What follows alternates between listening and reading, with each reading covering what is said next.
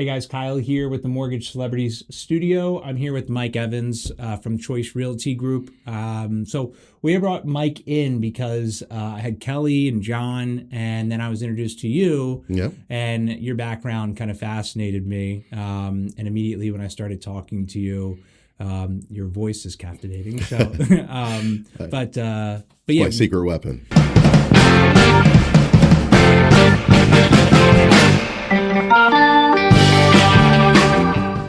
we met at the event you guys held the other weekend. Pups and Pores. Yeah, and that was pretty successful. I mean, I've been to a lot of agent events, and it was a really good turnout. Yeah. Yeah. How do you guys go about getting that amount of people to come out? Do you think? So location is important, obviously. So we try to move it around the Lehigh Valley and portions of the Poconos to make it accessible to everybody. And then, we use the event as a reason to communicate with our clients. We're always trying to add some sort of value to those communications. And this is one of those ways that we add value to the community where we benefit the dogs. And then we also have an opportunity to reach out and, give value back to our clients. Yeah, I mean, it's at a winery, and then there's dogs to adopt, and the puppies were just so cute. And you can never go wrong with puppies, right? No. But I brought my wife, I brought my two kids, and we had a great time. I got to meet you, and I knew that you would be the perfect person to have in here, because what I really like to have when we interview people is just, it just goes to show you the different range of people that do real estate. Yep. Some, just all different walks of life. So tell me, are you from the area? What is... Yeah, so I was born and raised in Lake Ariel. Okay. My family's from there. My wife's family is from up there. I don't know if you're familiar with that neck of the woods. It's about 30 minutes north of Scranton. I think that's the best, really, identifier of where that is. Very rural, small town community, small town feel. But that's where I was born and raised. My wife and I kind of matriculated to the Jim Thorpe area, Lehigh Valley area, a little bit later on, like 2000 or so, for work. So she was working in marketing, and I was working in radio and television at the time. So we needed a place that was kind of in the middle for commute purposes, and that's where we ended up. What did you do in radio and television? Well, that's a long story. So I've done on-air work for both. I was TV weatherman for Channel 28 for like 5 years. And I was on Froggy 101, the radio station from The Office. I was the midday personality and the music director. So I was the one who, chose all the songs that were put on there. My on-air name up there was James Pond. So if anybody remembers back in the early 2000s, somebody with that name, it was me. And I also worked on B104 radio on the morning show. So I did that for the better part of 10 years. Is that common for people to have an on-air name that's different from their regular name? It all depends. Some people do it if they have like a really hard name to get out, right? So if your last name is, Stolte. Difficult to Stolte, right? And that one wouldn't be too bad. But like if you're getting into a break and you're like, hey, this is Mike Evans from B104 radio, that's quick and easy. If your name is like, Papadopoulos, or not to say anything about Papadopoulos, but if it's a longer, harder name to get out, they tend to shorten them for on there. Gotcha. So in doing radio and in doing television, what's something that people don't know about television, like the news, the morning news, or the evening news, or that maybe people don't get? Well, it's an all-day process, number one. So beginning of the day starts off with like a production meeting. What's in the news? What can we cover? What B stories can we do? Who wants to be assigned to those things? Especially in a local newsroom. Those things all get assigned out, and you work on them throughout the day. The pressing stuff that comes on for noon, those folks are already out, in the field doing things at 7, 8 o'clock in the morning, trying to get those together. For the evening, it's a recap of what for the 6 o'clock news. It's a recap of the afternoon, a look at what's going on, locally, from borough council meetings to whatever. And the 11 o'clock is really a recap of the entire day. So that's kind of for me at the weather department. It was nice because we were always like working our way through, putting together a forecast and making sure it was as accurate as possible. I was just thinking about the weather recently and about how people get so mad at at meteorologists because they always get the weather wrong. And I was Yeah. just thinking, like, think about if this was like 75 years ago or 80 years ago, and you just didn't know anything about the weather. So like Hmm. today could be a stormy day and you would have had no idea. And now Yeah. we complain that you said it was going to be 70 and it's 85 today. You Yeah. know? Weather is more about trends, right? So at that time, we were looking to see, what's the most likely outcome going to be for the day, and we would try to report on that. But to your end, it didn't matter where you were. You could be between shows, out at dinner, and somebody would recognize you and be like, "Hey, what's it like to have a job where you're wrong all the time? I wish I could do that." you know. And I'm like, well, I wasn't really wrong. I said it would be in the mid 70s, and it was 76. That kind of feels accurate. Yeah. It's always like the snow, though. People always get mad at Yeah. the snow totals, and it's like, well, you try it. Yeah. You try predicting. Yeah, and one of the weird things about this area is we've got like two completely different climates. You look at the Lehigh Valley, it'd be 10 degrees warmer than it is north of the tunnel. Up in the Poconos area. So to give an idea of what's going to happen between those two areas is very difficult. I give lots of credit to the people who are still, working in working and putting together accurate, weather and you got a predictions. whole different type of clientele because you have city folk just north of Philly, Mm-hmm. and then you have the Valley, then you have the Poconos, you have your New Yorkers and New Jersey. There is a whole bunch of it's a melting pot here. Yep, absolutely. It really is. So you had your career in TV and radio, Yep. and I guess where did the transition start? What happened? So in 2009, Clear Channel, which is now iHeart, they were making some changes to the way that they were programming nationally. I had long left television, and I was still doing the radio there. And part of the switch for them was to get rid of some of the local, programming and air talent. I was one of those casualties. They gave me, a reasonable compensation package to not compete against them, and I obliged and moved on. To be fair, radio had changed, so I didn't really miss it because it wasn't what I was, what I fell in love with originally. And we found other ways to support a growing family. Yeah. Okay, so leave that because of Clear Channel, and they did that across the country where they brought Everywhere. up, yeah. I listened to Howard Stern growing up. My stepdad was a big fan, and I learned a lot about because he always very transparent about how radio worked, and the movie was interesting, but that really kind of gave me a love for that, or I guess respect for that area of entertainment / news. So you left that. How did you get into real estate? Well, it's a funny story. Like I went to apply for a job to be a salesperson for insurance. And they have two tests. They have one test that kind of measures your ability to do math and those types of things. And I did well on that. And he said, the only way you don't get this job is if you score a 1 on our personality profile. So I took the personality profile, and he came back to me. He's like, you're not going to believe this. You scored a 1. And I was like, are you kidding me?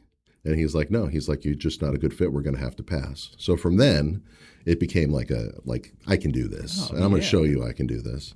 So I got a job with AT&T as a RSC, a regional or retail sales consultant is what they called it. At any year, I got promoted to assistant manager, and in another year, I got my own store. I ran the Lehigh Valley store there for a couple of years, and from there, we moved into real estate. Okay, so how does a guy who has been on TV and radio score a 1 on a person? That must have been one of the worst personality tests, but it gave you fire, I guess. But it did. So my goal is to always be honest and to always be, I don't want to say blunt, but I want to say direct. Yeah. And there's a certain aspect in certain sales driven fields where maybe that's not necessarily what people are expecting. Sometimes you have to tell people what they want to hear. Right. Yeah. And that's not my MO. And I think that's what ultimately ended up giving me the 1 the first time. But, I find that honest and direct communication is always important. And in fact, it's one of the questions I ask when I'm on a listing appointment, like, how honest do you want me to be about this? Huh. Yeah. And I guess if I were asked that question, I guess the first thing I would say was be completely honest. And I guess Have you ever had somebody come back and be like, that was a little too honest for my liking? Yes, Okay. recently actually. Interesting. Yep, I was having a conversation with a seller, and I tell people before I go, the first step of our process is I'm going to walk through your property like I'm a buyer, and I'm going to tell you what stands out to me, so you have an opportunity now to address it. So I was walking through a property, and I said, "Your house is very nice. It smells very strongly of cigarette smoke.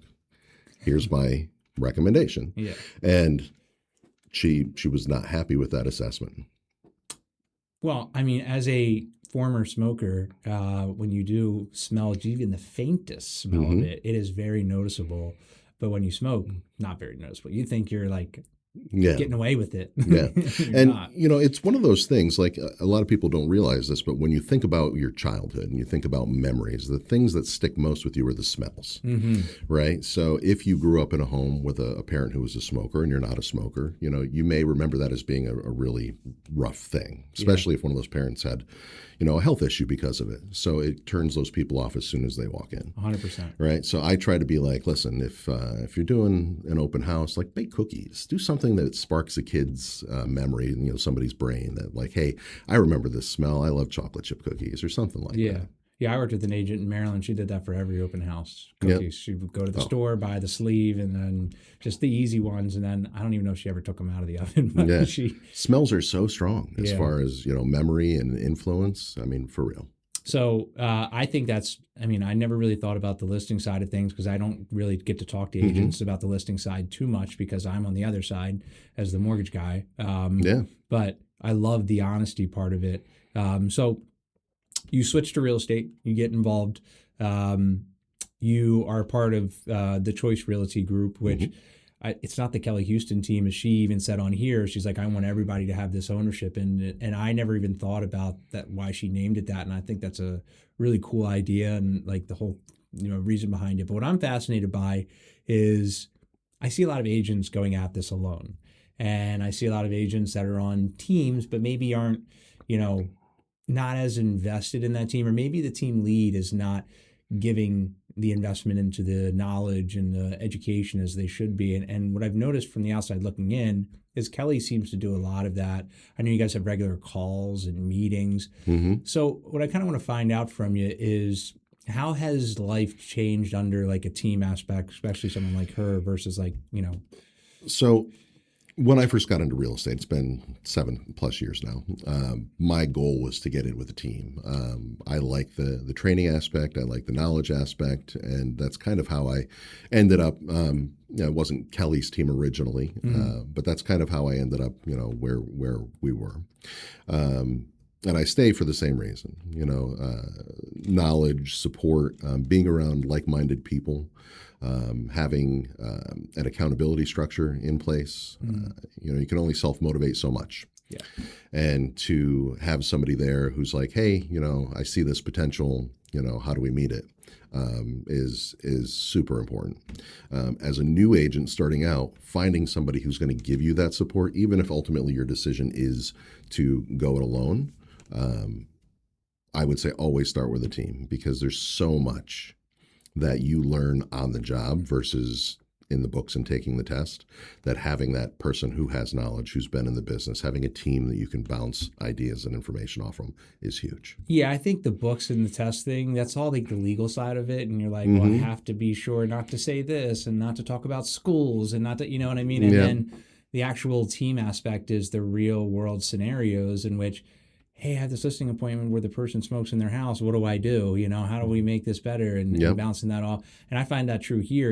We have the loan officers when they're in the office and we're bouncing stuff off each other. Or I see one got a couple new loans this month from a new real estate agent. It makes me want to be better and it makes me think like, what can I do differently Yep. to get that? So it's such an important aspect. And there's a saying, you're the sum of like the closest three people to you. Right. And that's part of, what I think Kelly does a good job at is that everybody there, like I met the whole team on Saturday.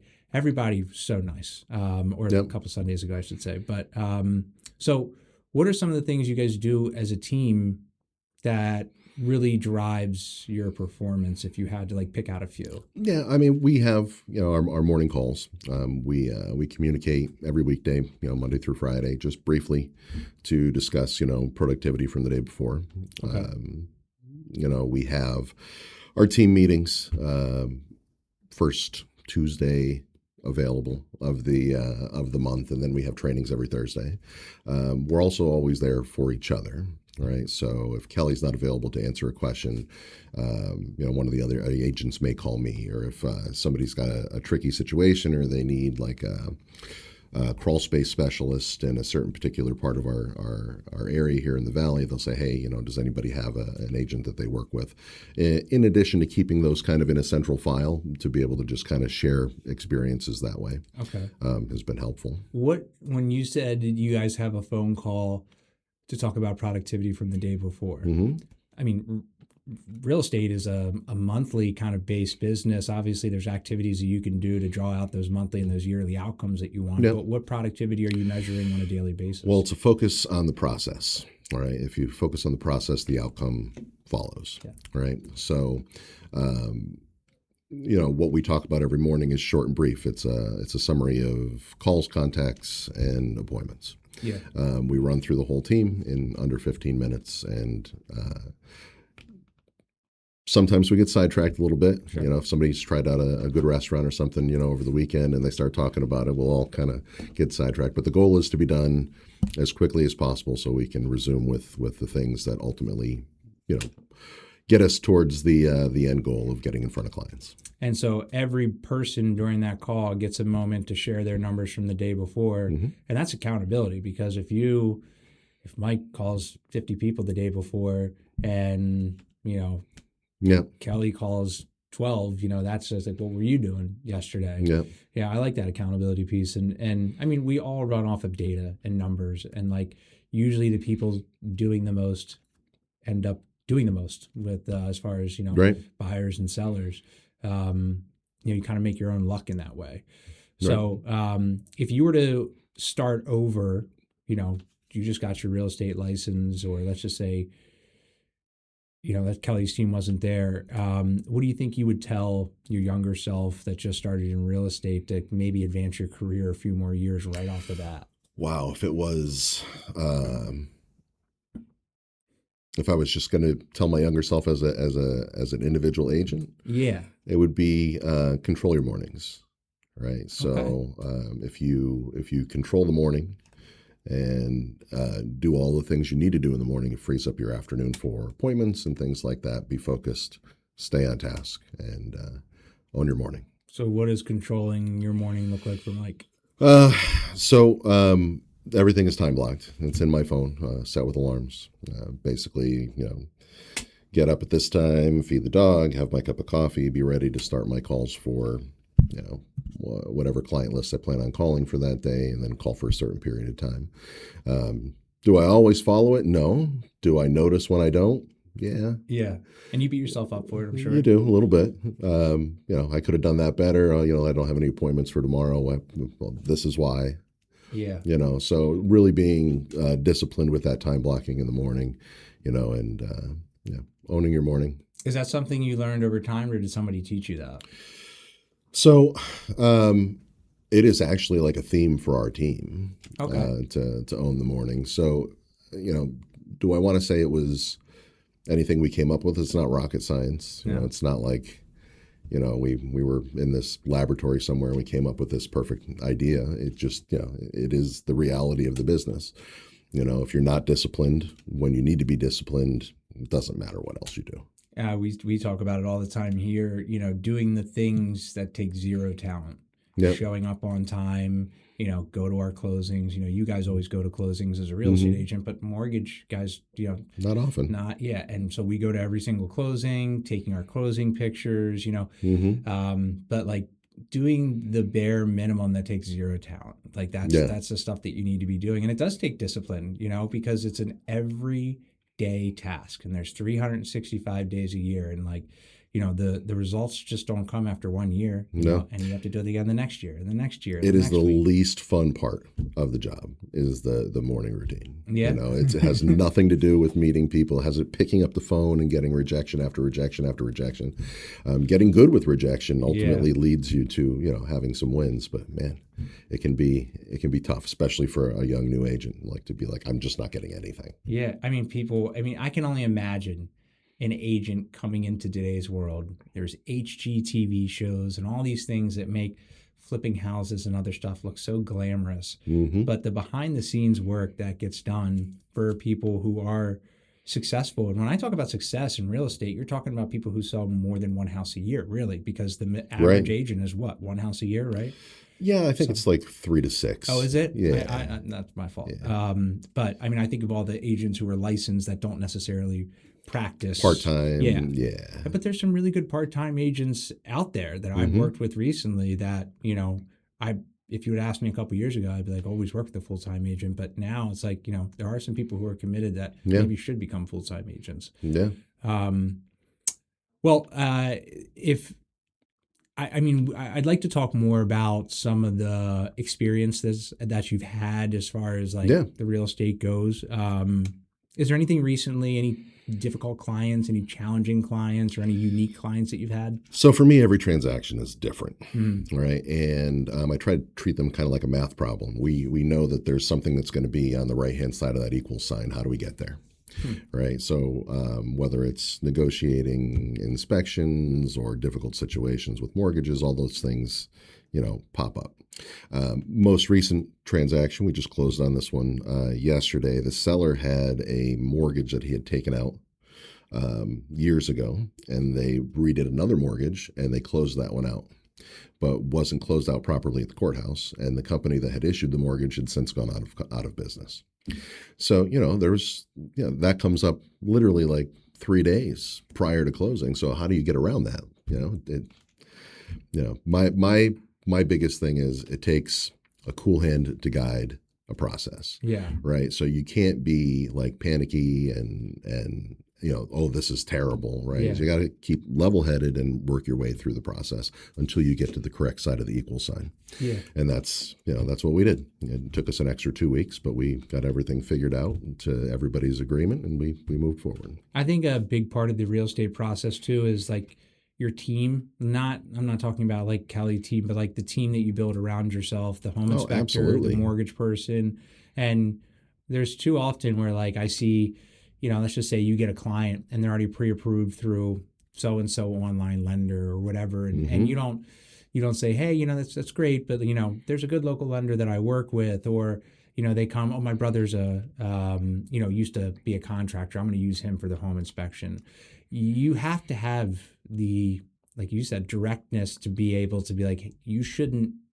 I would advise against this, Right. And have you had any scenarios where it's been a tougher conversation to do something like, as I'm sure you've encountered it? Yeah, so on the buying side, when you're with buyers, dads are great. They're amazing.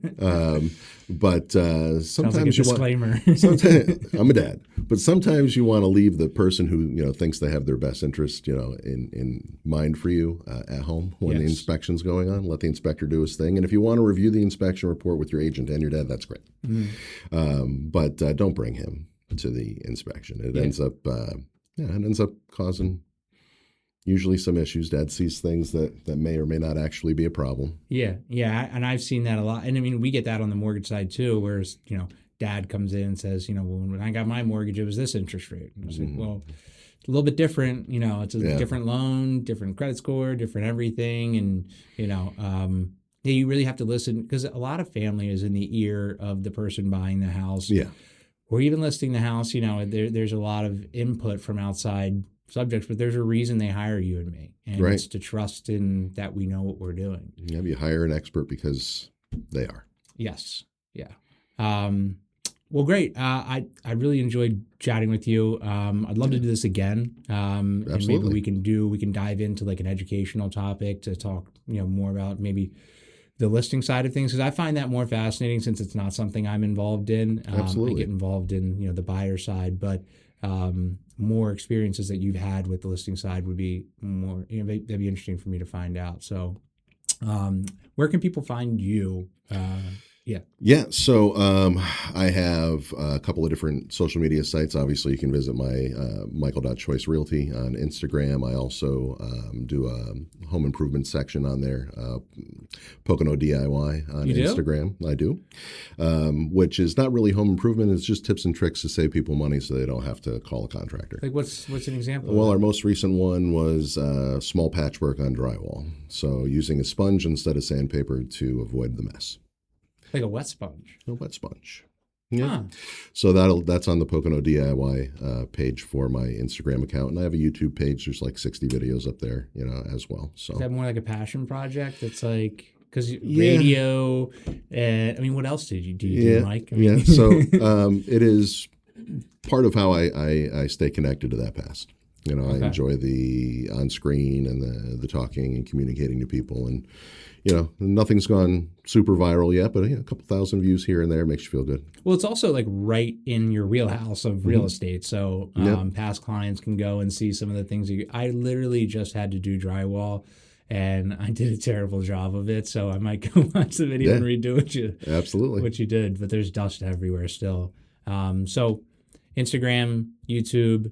I'm sure you have a Facebook. Absolutely, Facebook. All that. And if people want to reach you directly, email, phone, or just DM you, what's best? Yeah. If anybody wants to shoot me an email, it's michael.choicerealty at gmail.com. And my phone number is 570-413-3944. It's my mobile. I pick it up unless it's after 8 o'clock. Then I'll call you the next day. All right. Well, it's been a pleasure. Thank you guys for watching. Like and subscribe. And please reach out to Mike for any real estate needs. We'll be having him on again. Take care, everyone.